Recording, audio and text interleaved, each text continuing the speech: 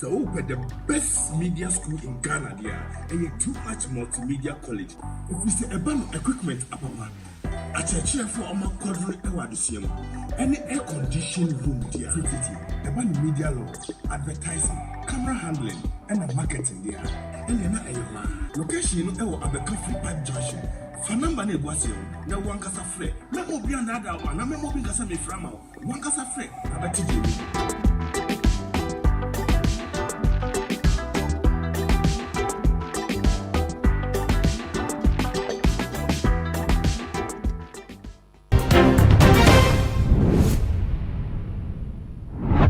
Mema obibia akwaba shunko ede eba too much GH so Ghana Wahala Jumedie ena ebre asosede ebeso na mejimedwa se dia na ma onim se ensem dodo na ene abone bede se makohene abomu ede eba ababesomo ebeto yapono so se dia na chese wo se yetwe ne sere ene abasa na ye pensem ni nyina ne pomasi brace se be ade da no se wonfa anto a efri eto na ne saye emu eno se ene dedi kan a wo hwe ye fidie yi na won subscribe to your channel no ede anada wo hwere nioma pa bebre ene ti subscribe efa emaye lemia adoma no eso se de be nya upload video bia no also wetimi enya notification our phone or laptop anasa or tablet so na bomodin so share efama afofro na wetimi so afollow yen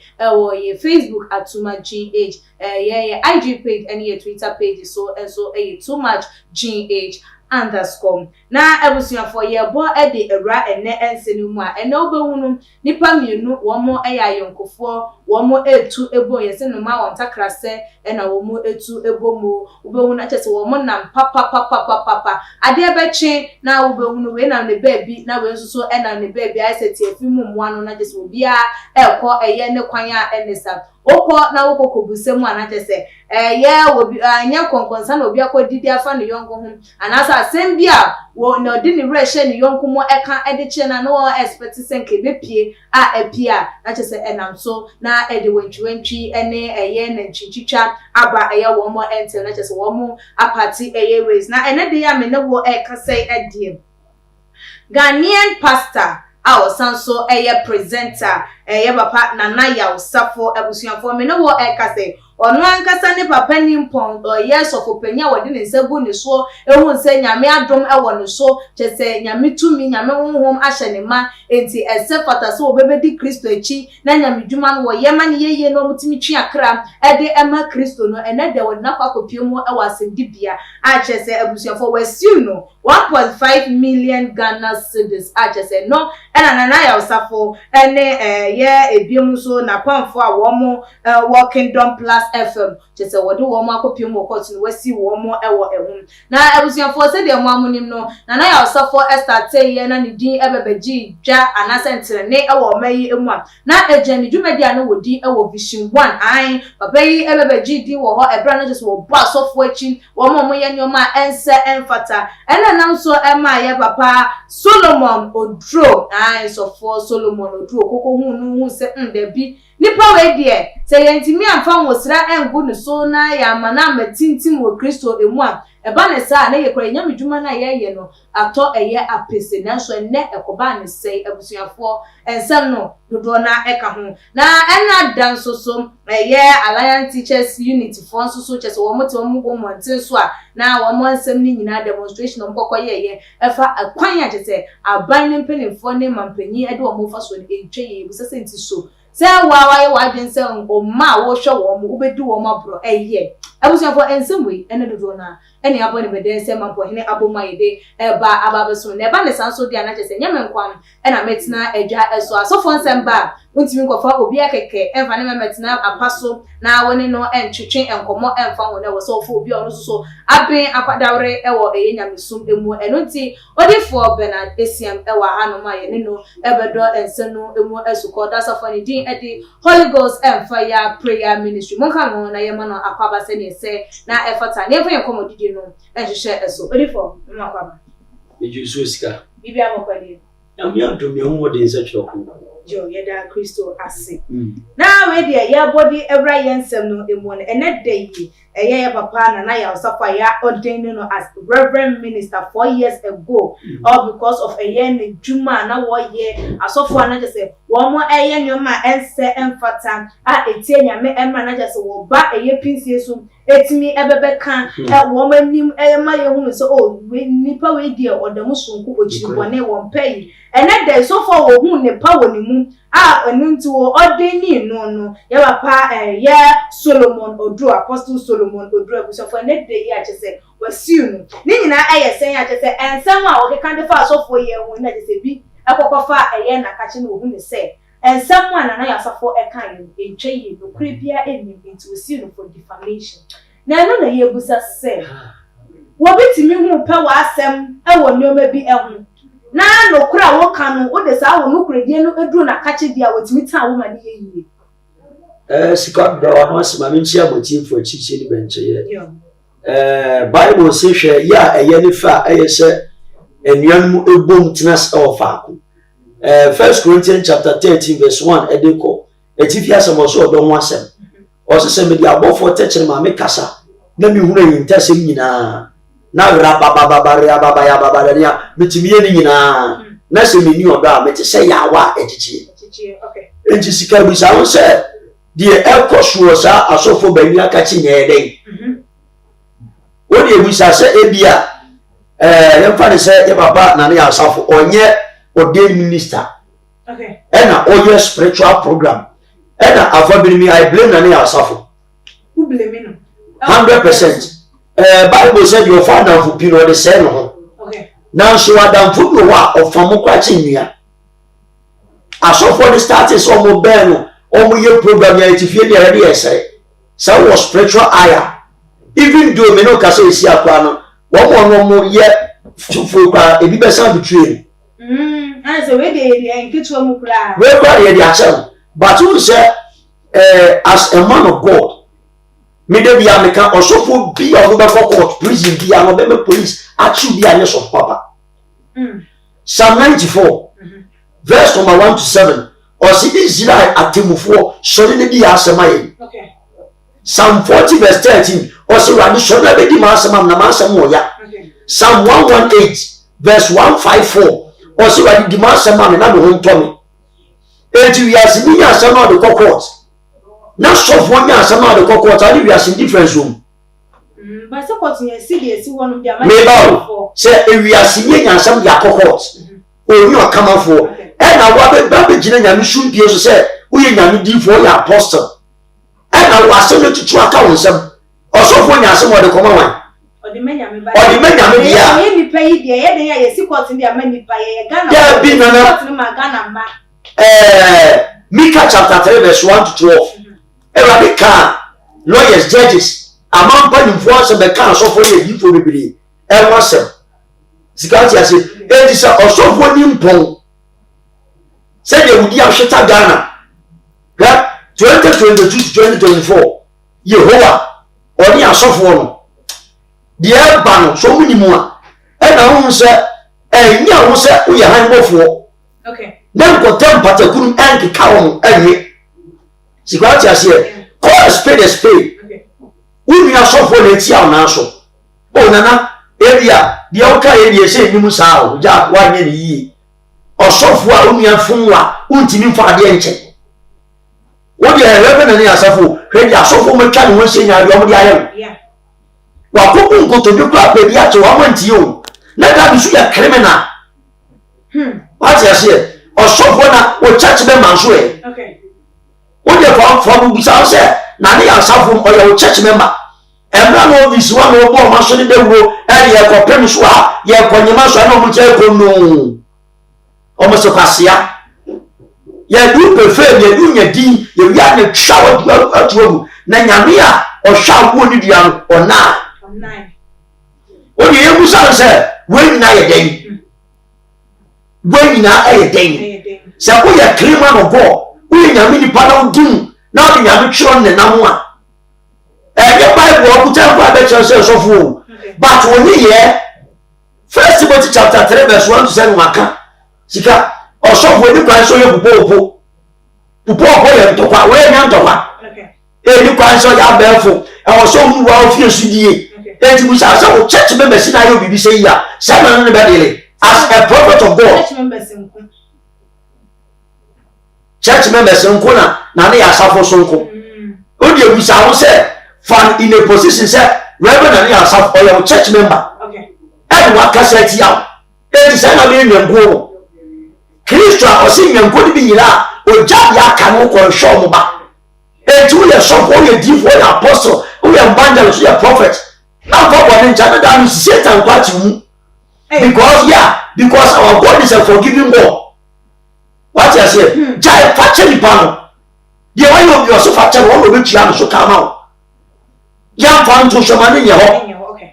Ebi power ayesi ahunya uye de uye ma mo boye de beka wasen e jade ti na wo po asa du pan so hu na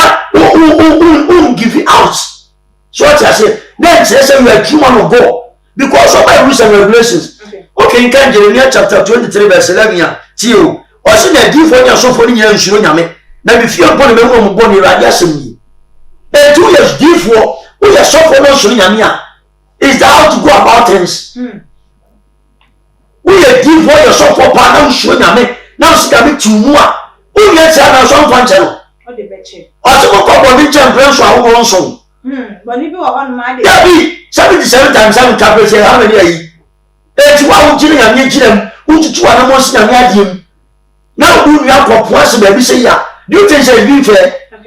Mukojina biswa mo come and buy what day waiting dinner na that means a scam Ghana bay you so my Ghana yi there where Ghana bay I scam I kiss of what was someone kasamo bo wada many reverend and asafu amela ilo program am e meja die ni last no ye me dey continue page so program am meja na wa ilo bompaye ubetima frame wa ebi ya so for bi kan nyoma ni bia we set wo nyina sama ba on air what I say what you say sa wo so ye nyame akwa wo tun se ni so ma yan karu ayi ni da ba be jere radio station ni TV station be ne e bi o but o character wo de peche ade nyame de wo ye ebi wo nyame akwa wo Satan kwan e tu de bu sa se ebi maybe they can for me me no be na so kwa kamen ko bo nyoma wo kwa so because unuya na be fun and Satan onam nipa obe ono ye oboni eya you can't say enti nipa no fun why you oboni you are in a position as a prophet so we let it go you ready for makuma because Bible come Mark chapter 7 verse number 23 Bible say nkwase say na kuma netie ejibisam abayisam ayefasam en sabura ni berebere akohwisam ni nyina kuma nim etu akoma bi epefe ya anya e na Kristo to the light e da to so tigati ase eti no e wo se uti analyze ho eti no be bi for me pedamfo me madamfo nyine se ma ko e program baabi na ma ko kanya mi akai an ko preach the word of God and one me na me yemi me by tro me te madamfo nchai so ase but nowadays wo dey asofo no nsam start say bo ba what I say na yes na so for me papa we na me na no ba ku bia me ba bi frɛ no a ɔno nso ka kyerɛ so mfa prɛkɛ sɛ no mfa 10 million mra ɔba ma ne nkra sɛ ɔba asɔre just look at all this baba be gire bi so a bɔ hu dem wo I am a true prophet I am a man and I didn't want it just say akwa mu na ede de usika wo mo nkuta de ro power no akwa na me ba me kasa the program be be am comment kasa be a secret of power nyame asamo sie sei na menye sei wura ha ye sei tia me dem emu anu ye bi a secret the power ye firi ho papa na baba na de nyame so what I say but endem entisa Odi for obi beka say kwan ben so and nam so much as I yi we nyina e ba ye ene letter wo issue ya na say nam so e match say ababeto abonten a ye gina so ye susu ye ka eye ebie no homa menkenkan e mamo na ye nto ankomo no so in the High Court and General Jurisdiction Division writ of sermon between Apostle Solomon Odo Kwabenya Accra and Samuel Nanayaw Safo no so ye Kwabenya Accra Kingdom Plus and so eka ho East Legon Road and our more ansem no said the omudi to you know say an action having been commenced against you by the issue of this writ by the above name. You are Apostle Solomon Odro. You are hereby commanded that within 8 days after the service of this writ on you, inclusive of the day of service, you do cause an appearance to be entered for you. Samonanayaw Safo what was see and take note that in default of your so doing, judgment may be given in your absence without further notice to you. Dated of the day of 20th Chief Justice of Ghana. Note, this writ is to be served within 12 calendar months from the date of issue unless it is renewed within 6 days calendar month from the date of last renewal. The defendant may appear here to entering appearance either personally or by solicitor at the registry of the court of issue of the writ at a defendant appearing personally may, if he so desire, enter the appearance by post, and the appropriate form may be obtained from the registrar after paying the appropriate fee. Statement of claim. The plaintiff claim against the defendant as follows: damages in the sum of 1,500,000 Ghana cedis for defamatory statement published by defendant on November 10th, 2021. Aggravated damages for the reckless and malicious publication of the videos. Sparingly damages for the reckless and malicious publication of said video. A perpetual injunction restraining defendants from publishing any further defamatory material about him, a retraction and apology for defendants in the same medium through which the defamatory statements were made against,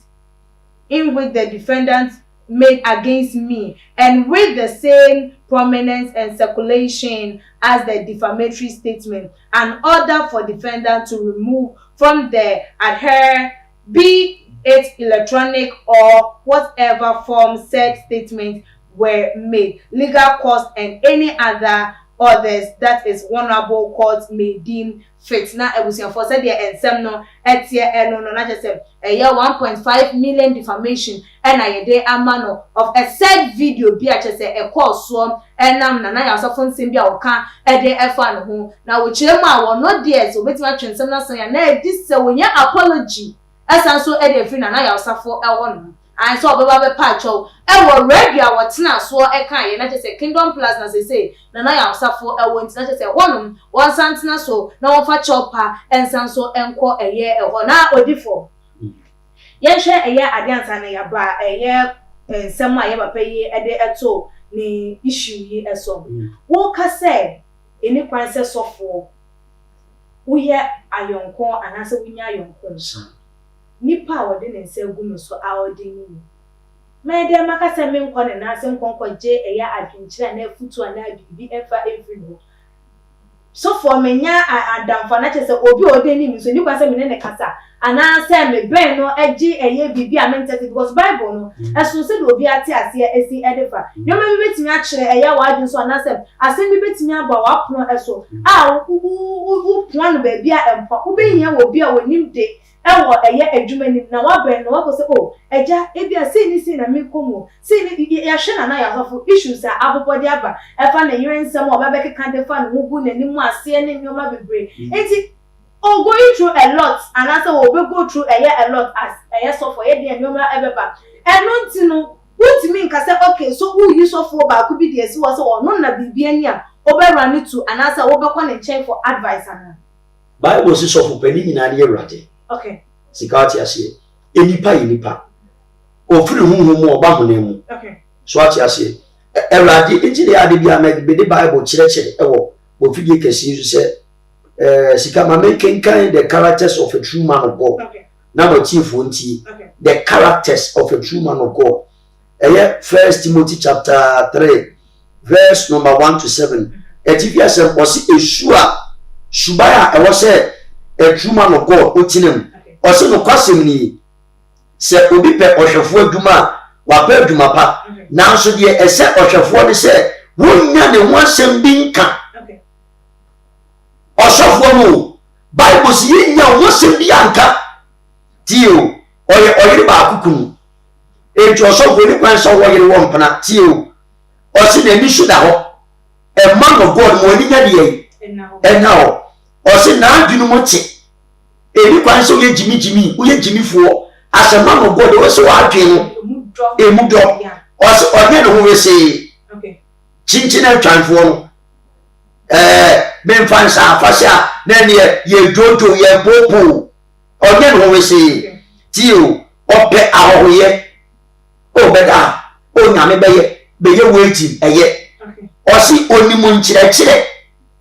enti sɛ woyɛ sɔfoɔ no animu nkyerɛkyerɛ na wonuafo mu a ɛde na Bible kasa kyerɛ sɛ wonuafo mu afa yɛ tio ɔnyɛ nsadua ɛma no God bi a no ma ayi saa nnomanoma yi apetesini hardly kɔne yɛ mesi fanta ne wei ne yɛ baisɛti wei ɔnyɛ sadua tio ɔse ɔnyɛ pupo ntɔkwa do abia uchi enti ɔsɔfoɔ kɔtwe onua sɔfoɔ de kɔgyina ayi a me ba me de Bible na kyerɛkyerɛ me de Bible na kyerɛkyerɛ Bible ne so onye pupo no de pupo yɛ bia mu a we ɔmo nto atwɛdeɛ we ade a yɛatwerɛ ɛda pepa so yɛ pen ne pepa me ba nyame asɛm yɛ de nam ɛna baabi yɛ asɔfoɔ eni kwan sɛ ɔyɛ pupo the true characters of a pure man of God tio na mmom ɔdwoɔ enti mu mmienu mo ho do sika bie mu o yɛ papa no na asafo ne Solomon do mo ho do ni na wɔatu ama wei enti sɛ nyame ne yɛsi asom no dia ɛwɔ sɛ ɔsɔfo mo do bɛtɛɛ wadi sɛ ɔka sɛ ɔsɛ wo do tio me kenkan ɔse ɔne atutu mpɛ ɛnɛ mekɔ a ɛnɛ yɛ kɔ a ɛnɛ yɛ wura ɛnɛ yɛ bo a deɛ ba deɛ bitwam yɛ wate aseɛ ɔne atutu mpɛ ɛna meda 4x4 meda Range Rover meda Chrysler meda wei na yɛ dɛn tio ɔse ɔnyɛ sika ne bere ɔsɔfoɔ bia diifo apostle wokɔ sika ne bere wosɛ sika ne bere na ɔmde wia a man of God a woyɛ program ɛyɛ very successful ɛde ɛde akɔntu bɛ bɔwura mu me ba sɛ sika ne bere no ɛyɛ bɛbrɛ fi sɛ nyame agyi no wɔn fi sɛ Kristo agyi mi na asɛm na wɔ hɔ no wɔn sɛ wɔn du a no ma jampe o minima sɔfo bɛbrɛ wɔn du a no ma jampe ɔso hwɛ ɔnyɛ sika ne bere eti yɛ bɛ tɛste o sɛ ɔnyɛ sika ne bere deɛ yɛ tɛste wa no ɛde yɛ shut no off ɛde yɛ cramp no down wɔn nyinaa the forces of darkness o wɔn ahyehyɛ wɔn yafɔ nipa so ɛna na diifo atufo bebree naa yɛ occultic bebree naa yɛ force wate aseɛ ade sɛ wɔn nyame wɔn ɛna bɛ di tɛkye ɛyɛ ayɛ robot tv so ɛyɛ ɛmɛkura ɛbɛta ɛyɛ ɛbɛsere baako a ne wife yɛ bɛyifoɔ ɛnkyɛn ɛbɛkye sisi a ɔsika maka 2022 from January to June yɛbɛkye ne wife ɔyɛ bɛyifoɔ dua nyinaa yɛbɛyie nyame Kristo ne Nyankopɔn 2022 ɛyɛ a mekura me bɔ mpa ɛkɔ na mesan suro ɛma me nuanom asɔfoɔ bi a they want to come close to us me bɔ mpa ɛkɔ na mesuro mɔ sika me ba ma me wie na deɛ ɔhwɛ no n'adwom nte ɔse odi ɔno ara no fie so yie ma me mma hyɛ n'ase animonyam mu ɛhyɛ n'ase animonyam mu yɛ papa na yɛ asɔfoɔ hyɛ yɛ papa Solomon ase eti wo de fie so yie a ɔdo ba bɛkɔ baabi wo ba akɔ yiro ma wo baabi wo de fa nse na yɛ asafo yɛ ɔma yɛ ba se na yɛ asafo prophet Reverend Oduro ɛyɛ ɔno nso ba enti wo fom a sɛ ne yɛ no yɛ asɔfo ɛne yɛ mu bom ɛna menim deɛ kɔɔ so a menim deɛ bae ɛne mogyae Satan ɛyɛ de bia meka for you to call yourself a prophet apostle yɛwɔ demons baako 7 a wono ma bɛfɛsi wotimi de fiti wɔ mu a sika ansa na wokɔ the 37 battalions of hell Hades wotimi de fiti wɔ mu a now about the 4 grand prince of the earth Tio from the north, south, east and west la enti ni wo so bi di ya toro so no di kwasia se kwasia metro ne bomb by the message nipa because you don't know what the force that you are encountered with. Yes, so for be ye boni bi kran. Wa ni Michael mo kun ya. Na sam to cho Michael. O chia ye ka cho chia sia. Bremre kakra kapa. Leviathan. O beja ni mu a ni ti e ko pe mo so. Yes, so for be ye boni bi. Eti busase. O so tutu na mo na sia mi bi mu a. It's how to go about things. Okay. So what I said, na bi fa ensi na bi bi o wa wisa. Okay. O se hwe onya abefo. Onye abefo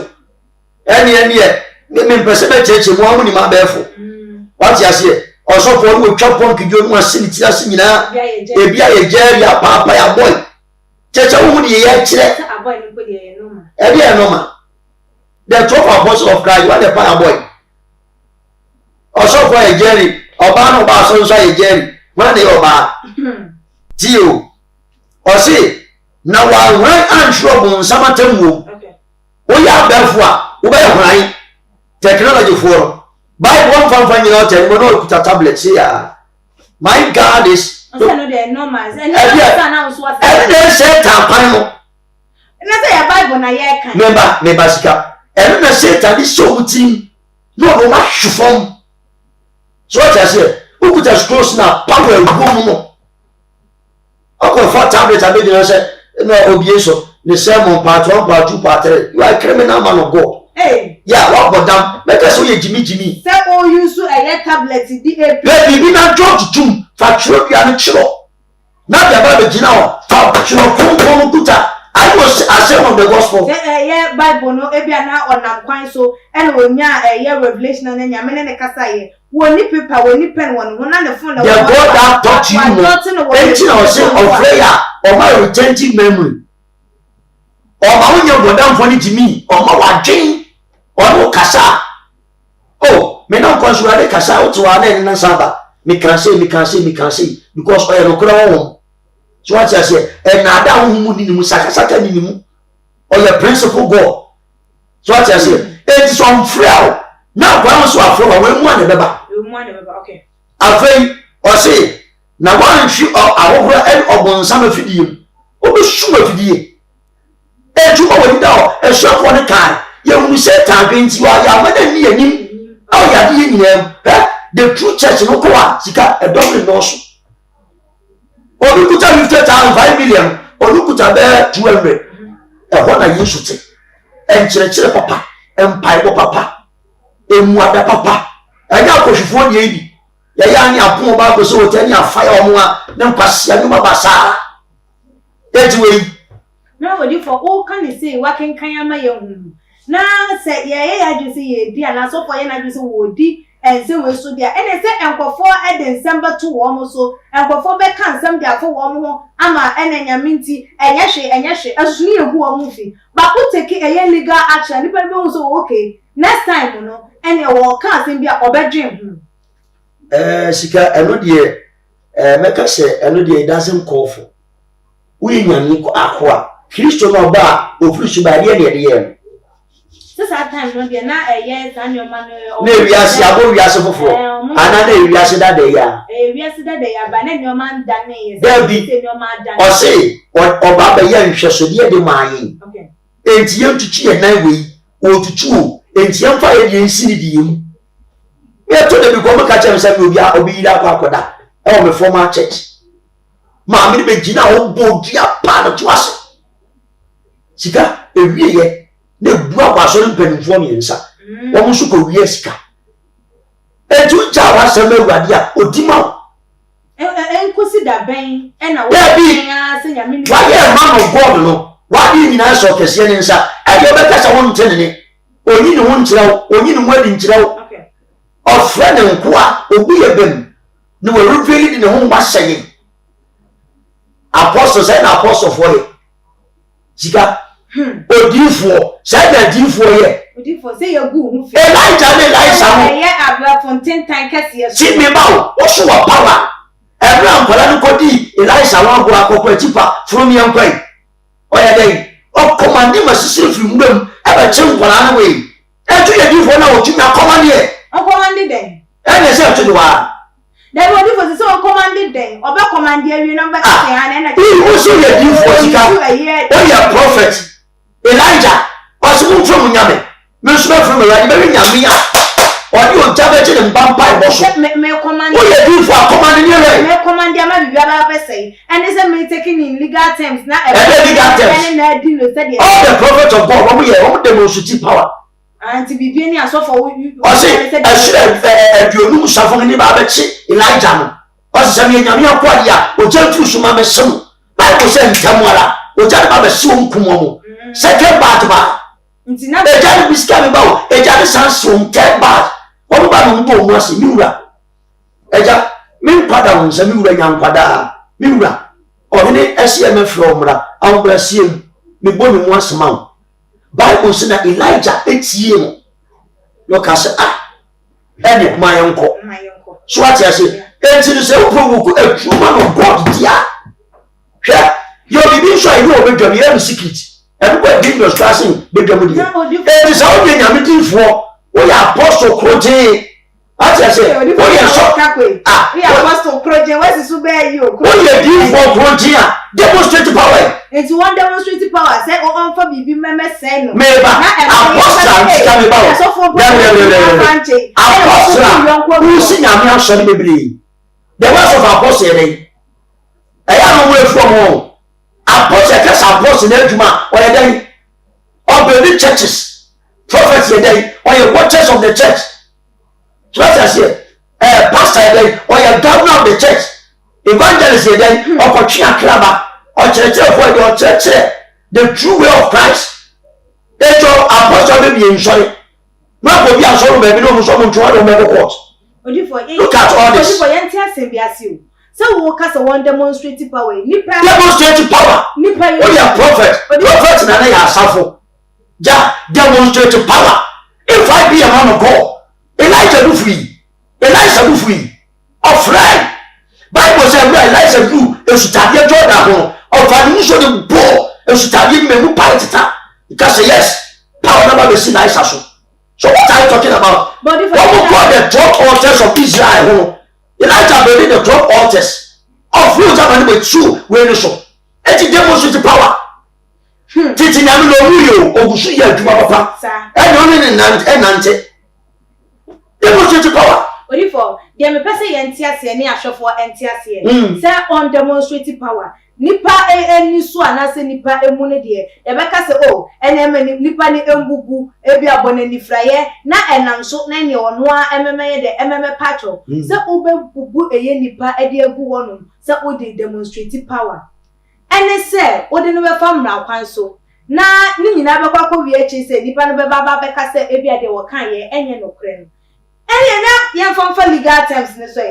dan se mebubu agu wonu na later on ba be patcho answer na ya mama e ko ka se ti a Moses won tumadan Bible so ma no tia nti ya ma wo me ba ye answer ade na frɛ wo a na ne wa na frɛ ho o se na general so bebre jeje radio station na pega o ko gina radio station ko pega na onya be mo etie prophet official ya apostle e no nkire wo ba ko so o ka so yi o ba ko no yi pon ko e je na tie dan ko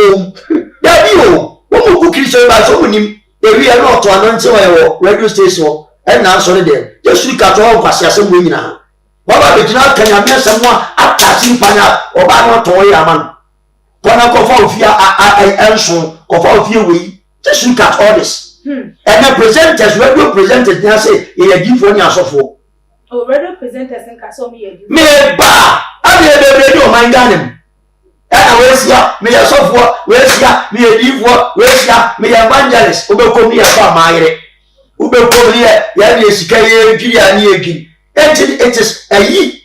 everybody ma ba tell say da bi o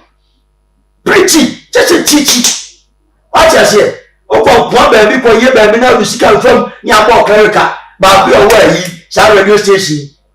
onu so wo live was be hu ya say o se me yasofo just look at all this. Say no dey one mu wo na mo me ba asofudie wo mo so asofo bi mo me bo me clerical na dey maje ye hwie wo so e yo che ade nyame nkan ade nyame nsei enti awie ya mo sa ye kan so what you say enti no ma nyame mfra obe kasa kire wo obe bi so akire ahunu obe yin wadi akire wo because John or that part of upon okoyi ni wadi kire so what you say enti o mukasi na mi yin ni wadi nche no kware ya mutona mensero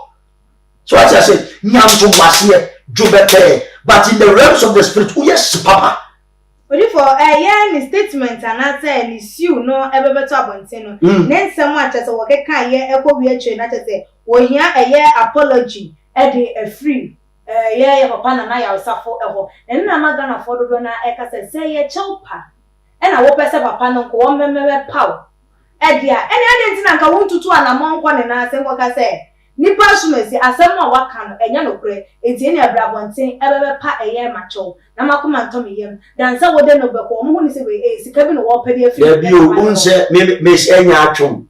nya atwom ya ye cha me say because of say nana ya agi din ana sa be enya no kura enya atwom unse the nipa ni start from the scratch esun na brabon ni subanko okay but onya make it to the top wa Emma Solomon Apostle Solomon do when you do the top. Say ye na hu brase. Okay. Yeah, come market ye wa. We say sometimes some of the men of God no when we reach some level we are the things they are on top of the world. But when you say Bible say so bro wan sia. E no mouse so obeja ho a obe bre wase. So as I say entil e mani ye bibia e ba bet say ukwa kwa ya amufuo ni omo mo to atabi ni nkuto ni meko eni adwon wo ma so ni bi so what I say be a man of God that you are be the apostle that you are be the prophet that you are come call the spirit Bible says only I wa dia twinanim kananim na enko gina na tinko sel e ti beka say na dia asafo anye ni yi me ba o apostle so mo du anye ni yi Bible say ye ko boni champions awo so unu aboni akananim mpran wo ba bi wo na kananim enko gina tinko di konkonsan ko se ni din e ye nya atwom so what I say e ju kananim a o so wo radio to beto abegina Reverend ni asawo do kan man pekora ye nyame adwuma ye ya asofo adwuma e bia bibi na aba na me nanti bi ma ben se mi din we bi ma ya ye nse mi din na sida church member be wo muti e bi investigate so muti aso ni ana aso no mba yo ye church ro nyoma awe ko do nyoma e bi mu shia benfo ye pa tajo VC1 na se me ba o VC1 say sa sam no kwa ntim koda enti ka me ni apostle mo gba lailo e dey be to so keep your quiet so for nya say no the court dia and the church members mu nwie na who go nya spiritual ya be ka come wan o spiritual father nko na court so na say wo de e ba de oni nya me you don't respect God and na me patch okay so for who de eye wo yonko so for na obi kokota who do be call police station you don't respect God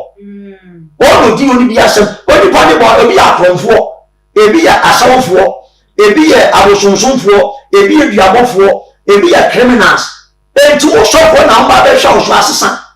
na sofo was exhibit this character that is called for they don't know the word the devil within so the word of God they don't know the meaning nyame akoa awa wo na power mu so de ku so hwe ebi ise o sika odi for wo kase an sofo bi eye bibia enya kananim chinanim sa wo ko kan na ya baba tage wo na wo kan wo pen asem Bible na aka wo ko so o su na ye wade na umba chinanim kasa kyerɛ sɛ mempɛ mama metiti wa interview ntia twi nanim Bible say you twi nkanim wɔ aboa oyi jimi so what I say etu twi pɛ no so mempɛ twi anim a then mo fi so nko yi wa quotation Bible mu be gina sebre ne be nyum twa fe mu a 2 hours ne apon sofo ya nso na be na nka no president obi a wo kan yonko sofo anim se de o ye na nya ne se yeah that's the best way on be kasi ani e bia wo so wo kan wo ntwa ye yonko sofo o ni kan ye ba dia be bia wo hia na kan anim what I say na de tu akwa enkotwere e bia aba o ja me ba chew ma nye ni yi we de enye ebufu so ye oboso ma ya atu Bible say mpasiafo kukum empasiafo kukum na ebufu tie ma de nkoti obufu so wan kwa kwa sa abosonsonfo no quotation ma doto ebufu abosonson ne mpasiasem matete na pa ne japa enti wo so ni mu nkyerɛkyerɛ Bible na kadida no so wo ni mu nkyerɛkyerɛ be da church members ana de bia prophetic jimisem assembly bands na the prophetic aba you got to say enti kyerɛkyerɛ baby a unu nua ya de mo nkyerɛse mu siesie mo ntam na wo obi unua so bo nya asema na de ko baby na da issue nyame na wo so don't respect that boy wo bu say nyame no jimi de ma oni mu nyanso no be force be na ko a now all these things first Corinthians chapter 13 verse 3 to 6 also share sabi ye we nyina be ba temu all these characters be ba temu on the day of judgment o mo say yes ye share kwan a ye papa na ya usafo de ba limelight yi emu na so na say ya hye no river wo hwe ni dwumadi a wodi a won koso a endi nyamdwuma na anase nyamdwuma na enye ofra na ewo ne so sometimes or the yenkosie so what you say o se ani do so a wo ma no mo to wo mo no program bebre me nso mo mi no bo mo to a sa na ya se why na ejije no times mi si oh ba bi na me wi prophet ba ko nso na ya asafo ni gina wo taso ni e pega ya si akwa yo de ba kwa akwa sumu yi nso de awon ba ku nso mo san plan ni anoda one san ne nam o de bi sinwa nti ade na we nyame difo nyame anam si o si ben fa damfo na sa yinkofo plot against you unhunu no ma wo mo ni biti a wo on the prophetic conscience no you will be a friend to me okay so what I say to me any wo odifo o de Bible na kire no nso a prophet ye odifo no so empire bobofo ye odifo no so je da yeso ye odifo a ono so akwa se watchman of the church ono de asore ne nko an wo hwe ade na nkwan so ba ma asore na adifo mo de empire bo timi no ye breaki ni ye lusu no mo nkuta tumidi ye na kikere aban ne akole it down so what I say into on the prophetic ministry no 7 where do you wait ba ko jiri nya ta wa nya sia sika what I say anti enuma bebre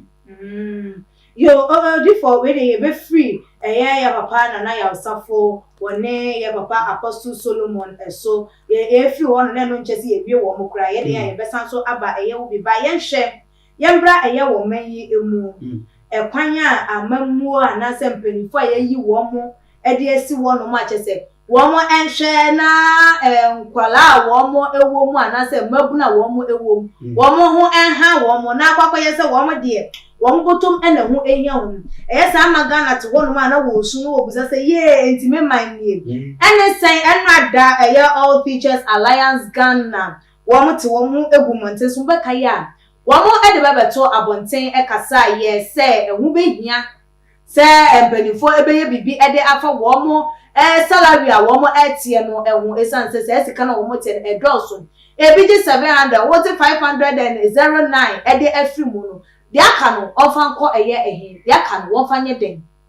na sa ensem we na nam so ma omu ne se dia be die se wo ma hwe na wo ma ntu ana mo amfa ho dia ene wo mete wo mu ho agumonte so ena wo mete wo mu agumonte so na dia pie mu no abusuafo ese wani na wo mo de ensem no atu edwane abusuafo mo ma menkenkan ma mo se We want the GES to refund the money they have deducted from our professional development allowance. If you want to resource a teacher, it is not the teacher who will pay for that. It is the employer who has to provide for those materials. This is barbaric arrangement that the other union went into the GES. They are not thinking about the welfare of the teachers at the grassroots. They went into an agreement that is not in the interest of teachers. GES and 3 teachers union have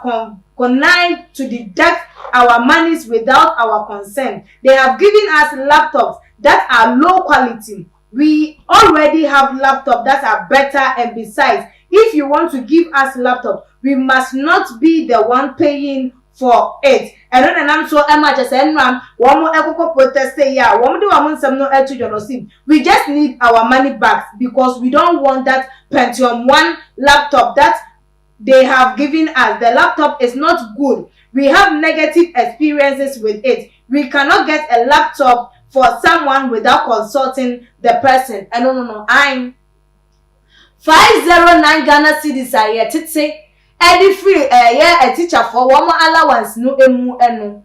I just say ye dey kwakoto laptops ama womo. Womo so womo mpene so still GES ne mpani 14 ase e kwa obenkrom mu po ye beye. Womo tititi kan na womo kofa laptop no emre a church for na busuafo. Said they wa wuti Pentium 1 laptop ene dey abre womo mu ne say woman kase sika kwa mu de koto laptop a wo mu use no krampo no eso won fa so change the aban no etiti wo mu sika wo kokoto ye e de e buy no just say laptop no wo mu timi fa nya hwe ayese ye kan say tablet ade ma class 1 ni anase kg ni so won fa ndi agro won fa nya drawing sa laptops ni bi ene atoto de aba se wo mu use eto mu say pano chano wo mu memeji wo mu laptops because womu enya womu hia womu sika womu ade womu sika no ebe kwa kwato womu laptop dan say womu betua eye sika we ni edi eye nioma chese ahodi enim enioma emboa anase ade a entimi emfa sudie bia enye de embre womu ebe ye adwuma na Ghana for etin se no mu say enti mampanya ye hwe ha enti enkofo yi sufre aka na no atu de nensashe ne demri fam Ashama 509 sikaya je de free nkrofo yi wonom ne ekope laptop de abroma ya sakwa kope laptop a ensa enye emboa eye wom na den krampo na ye pese ye nhye eye timamufo na se mabuna womo survive through eye nyoma nketinketi ye sa pese ye nsampo womo embra womo esu obi a uche ne ka 7 million na what 509 e de free na ketium so de koto laptop abrem na be kwa ko wieche wanse nya de pamfa mana then now empenifo no one person wo mo enkan kire eye achechefo buli ye bua achechefo anase eye den na so yenkan hunu se yes obi ba be ye doctor so obi ba be ye nurse obi ba be ye MP obi ba be ye engineer obi ba be ye bibia wo mayimu a ofa chirichi ni ensem enti akoye ye tuti achechefo no ne kwan so a eno no ana ebinu mu se de empenifo no ye entwaye enti wo ntu na mofofo emfa na odifo wa obi se wo meme kire eye nkwada de nipa no so ohia equipment anka wo na wo san kan fa equipment ni manipa wa fa ama no wo si wo ntua eye sika wati ni sika no kofa ade ne bra so asa kofa ade a enye ne sade abre eye obo se wo mo eye demonstration a wo mo di se wo mo yana sika me da wanu ase bi de meka se wo mu ndi se e wo so mo demonstration odi onye ni de champa no de kasa Debi o se ma binu se na esa na ye tieti ankofo fa odi so champa no de kasa se ti onye ni champa eno hie ni de kasa uni bi ena wo po bi a chewo se omo a eno o tete nkakra ena mu se ye nko a wo ni teacher ye to ade na ma teachers bibri enya kan enti penchom wa no be chi ma to a uche no anko anko penchom zem amfa ama akoto penchom wa na ama wa so mu se ye wo don se no de ma sika ma men kasa mfini pa adwunu mo po wona wenya o 15 million na ba akoto laptop akoto when I went on 30 million back or laptop, Okay. Will be quite to be laptop 120 million. Koto. Okay. It is your own cup of tea. But way a your governance. So what you say, and what did you can no, and what you are koto ni. It depends on one of which me yama. What is the call for a campaign? Ye, oh, Bama Chelsea, and ya, now, and yet to Kakran, the show ya near the Yama. I'm so home, so the end, I didn't know one kind There you. Yeah, why allow any yet so. See the toll laptop amount. Okay. Any any chibi toma uni. Dear what don't send no dema, or ye the chopper, and what the casa. So as I say, don't you know, baby, and I won't say, see again, I know we are quacoduno. I am send me. And I only papa woman. Would you just imagine, Sika? May bow. There be a only papa who gun in our mind. So what you say? Only ministers. I am say Ghana was kaya tisikaso. Enti say tisikaso dia na say bibia no was say. Na say Ghana yet so me tebri nyamfa ma ba akofo. Okay. Or the be ya pan, or the be schools, or the be ye empuntu duma. One day sit one party no feel say there. Okay. Ghana sikaya. So what you say? Enti no dia ba ni say we tim dia ma just appreciate it. Bible say enka senti o mampani wan so an ho no me. Di jono me woman. Or say, men cassette one case of cry. I am Pandada. Upon that, I saw team free Bible. My pom that Daniel Pam women team free. Okay. Ya come over your back. Into a Libya, a quaquero, Ubecom Ghana, opposition party in Bishasi. But any fair, MPP by power, NDC, ever sabotage. NDC by power, MPP for best sabotage. May bow, Sika, may bow their neighbor. Okay. Because many ministers need to tenacity, pain. Okay. Let me say, about 3 years ago, Okay. many be at tenacity pain. Timmy, so as I say, ancient be say no, and quite be better say, woman when you have bravery, you might be. Sicati, I say, every young woman say, oh, woman, but every young person but time maybe I bought to 12 million. Now back to 1 year. Pentroman. What's in me? Mesa got to my Pentroman, your tone say. Ye Pentroman and Casascaton say. Ocasia, I do die. Okay. Who pay out here in our my ass of moderation. And Quananket and getting you, we are Pangu also. Ubakona teach any party no to know where classroom. So as I say, ain't you know, the audio don't come say, yeah, why not the Yen cry. Oh. Enti wa open here dia yo dia adenti wa mo bosika na nkoto wo laptop ape odi for say na dia ena me ko ne ko aban me ko bi nso aban shi ye nipa ya ye aban ne me ne wo kakra won so won nipa uso ma so no so ya peja na de bi aban won kukuru face na pampam ensa wa ko ya je ne odi for dem o kan sa na ye ntimi no wo nya adwen say me ti hanu me nya camera na me de aye adwuma na say me director na me boss maka jo say me nya camera na me de aye adwuma na be ka chem say this what say me ansa na de papa to camera na wonya wadin so person wonya adwuma na me offer me say me metina adwuma ma anya de na ma enti na Bible say enyo obi a ne tin wa fu dwene kwa ne wonya nsa so what you say I say be for say be bi ma adwen ye oh me de say me the Bible na me kan Job 32 what you say verse number 9 to 10 or say no be adwene oni e bi ya mpasiafo Okay. so what you say no be adwene oni kwa na chese wonya nsa ana pese me kan enti no okenke bi atemi bi am pese me kan enti no hunu se obi adwene ye sonko ogu a kakaka na yetete wo na yafuto but obi tie futo no to what you say ni edidi to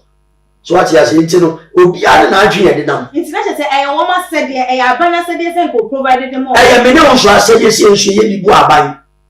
de bia aban sika ye so asede ye me fa say ai mo office kama ye be ba no obi an yesi obi aye mu agu a o chama meto ani bumfu sa enti no so mu sa wasa wo so ye de boa authority se no ka kro bet ma ye no na bi we kwa wo say teachers association mo ko sia mpanimfo e kire o ba nya temdie ni kasantwi wo ba ye ra de sound me o what you say o si diwe ja no nani What you say? I know papa now man don't want to janona. Okay. Respect them. Respect you, also respect your buying so because of this we oh.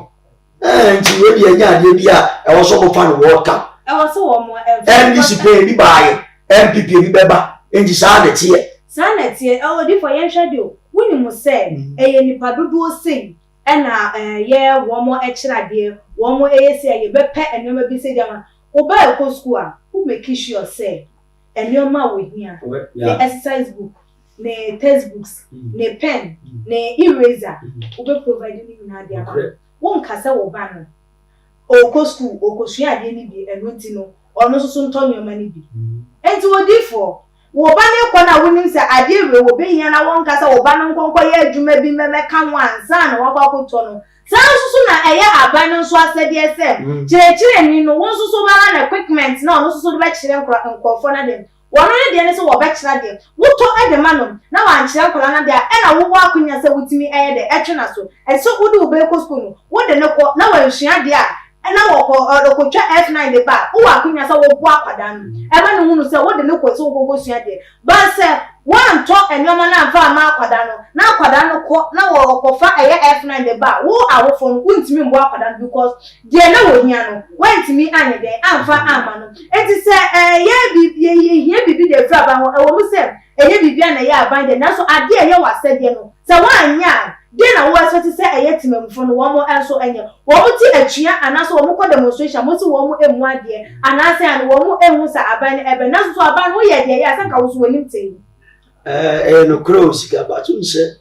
me ya mama we ma emfa de ma bibili nsa aban no so ye function one like ye ho ne function the governance na enye easy oh pressure nte nyina ya susu yemfa wo man ni bi wo se ye bi I was saying how many of sika ba o mining but I don't know what is holding them omuntimi fa sika mu system no ho nto ne system no mu anu to the essence and now pay kwa be bra on sabe kan na enuma ne pa bi ya hwero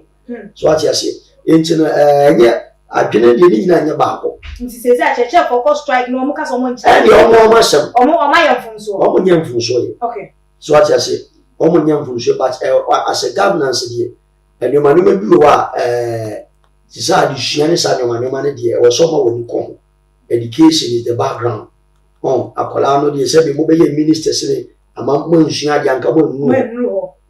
na schools akese na mo de mo ma ekoni na sefo se do mo wo mo akande ni bibia mo man be feel comfortable na wo be ko na bi magu aduase ebi magu school de mo a sikanya kwa hite wo school dan ni mo enkwara na bia ye se nti wo hua de ko enko se bibira so ye anka e better de wi ama flag mo man ko ya brochiri no mo na ma brochiri school mu bia ma sa ma be di eso nya da ne nkwa de mo de bia sleeps facility ana agoragu e say na say feed the country can do mo ye hwe yo man mu ye tem penifo mo ye mu nyoma yi anka we dey emma so what you say yo odi for we dey bre no enya ayebre awie a enisa ye dey common no eba eye ne wie from eye ya papa na ya osafo ene ya papa apostle Solomon wo mu issue abas say ya papa Solomon odro wasiu na ya osafo 1.5 million Ghana cedis as see ababeto abonten ene a cheche for wo mo ego eye demonstration all because of abano provision bi o mu ni say ye inferior like papa bia enimani so mu ni say dia ye die omunfa wo musika emma wo mu ye di ensie no fuso ben na wo de be ma wo yonko asofo efa anamontuo kwan a wo mo ehu eye enkofo a otimi hu nipa o chese oni nipa no wo ba bia na asem ba ko mienu bi wo se no anu no we de obeya sofo no afa no wa wo de no afa be kwa ko wieche na wantwi aba wo mo etem na edentokwa na afa akoda ne twima mentwe na ekwa ko pie mu awa asindi bia ne de kan wo futu a wo de be ma asofo ene ebiem so aman empenimfo no efa amabo no se de ekwa se Ghana 40 mfo wo biansa so no egudjem se nyoma enkoye emfa emomo na watu wo mo efo na de cha kwan eno telephone number so atudia na yefa ensi sika medawa no si atifu amutie ni ahwefo amuhwe mesel se diunim papa no anya eye bone de man na bone akatua enu wu onyankopɔn na adom akyɛdeɛ ɛne da nkɔma ka afa baalu nyinaa bom ayɛ ne boa ɔsɔfoɔ de obi yɛ ɔbɔne a fa kyɛw so what you say Bible sɛ fa bɔne nkyɛ mprɛ nso ahodoɔ nso babakɔ nyame sɔfo nyame difo apostle ɛne nti yɛ ka ho asɛm bɔne yɛmfa nto so ma ne nyɛ wo ɛdi mpa wo yi ɛyɛ se ahonya nti mɛsrɛ wo ɛne yɛ papa no nso a mo governance ɛyɛ a yɛsrɛ mo sɛ ɛyɛ a monhwɛ timamufoɔ na nanse nya ho kyerɛ wɔ hɔ no ɛnyɛ easy nyame nhyira mo bebree na ma menkyia ɛyɛ Mr. Owusu ma menkyia mempanyimfoɔ bebree Mr. Daniel Forsen ma menkyia ma comfort ma menkyia Obapa Grace ma menkyia mpanimfoɔ bebree ma Irene ɛne ɔmo keka ho nyame nhyira mo bebree ɔma mo nkwatenten na 2022 kɔpem 2024 o kristoni bi a ɔyɛ bi ama mpaebɔ ntimi wɔte misi 2022 to 2024 ma mpaebɔ ntimi o yɛ sɔfo o yɛ difo o yɛ apostle o yɛ mbanje na ɔhwɛ me na wo gyini ho di nkwasi asɛm a ma wani na wo sa abo wɔ wɔte yɛ me ka kyerɛ wa wɔte na ɔdi nkwasi asɛm meko asuru sa jene ni akakado ne wentia ɛne pɛprɛ ɛna ɔte aso dem na ɔte bi tonso obulo ɛto akakado nyinaa ma wani na sa abo wɔ na 2022 kɔpem 2024 awurade ni asɔfo ne nya wobɛtima wɔkyim wɔ number wo so 0249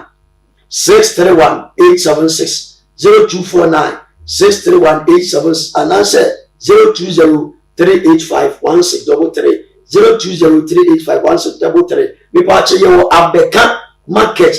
market Old Eleganza House wobɛdu Abeka market Old Eleganza House yɛkyɛ yɛ dan from Tuesday to Thursday ti hyɛ no so sɛsi a yɛyɛ asɔre Thursday ti hyɛ no so ma yɛ peace shalom bye bye yo odifo nyame enhraw na abusuafo won so adwenkyerɛ ɛfa nsɛm yi ho no ɛne sɛn yɛ ɛkwan yɛ papa Solomon Dro ɛde nana ya osafo no ane ba ɛfa so yi wadwen ɛkyerɛ wo sɛn ɛwɔ ɛho fa beto ɛyɛ comment section ebiemo enso like videos na share on all the social media platform eso nyame nhwamo sada ne da munya ebre agi adwa etie yensem no emu na mo futu so amode eba no susu no yesomo ɛwɔ ɛyɛ obuo ɛne enidie emu na me di AC no nchakese enkoma ɛyɛ me cameraman Dimreku Jutu ɛwɔ hɔ ɛna me engineer Andy Teflon ɛne me editors Mr. Dogbe ɛna Nana Asante nyame ensha obi bia na me di AC me di anso ɛne akua sikapa makram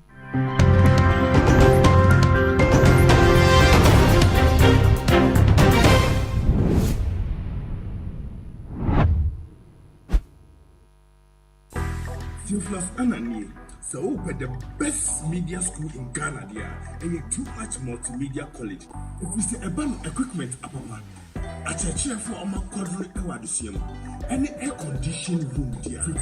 about media law, advertising, camera handling, and a marketing there. And then a location of Abeka Flipper Junction. Fanamba ne boasio, na wankasa frɛ. Na obi anada wa, na me mobi kasa me frama. Wankasa frɛ, abati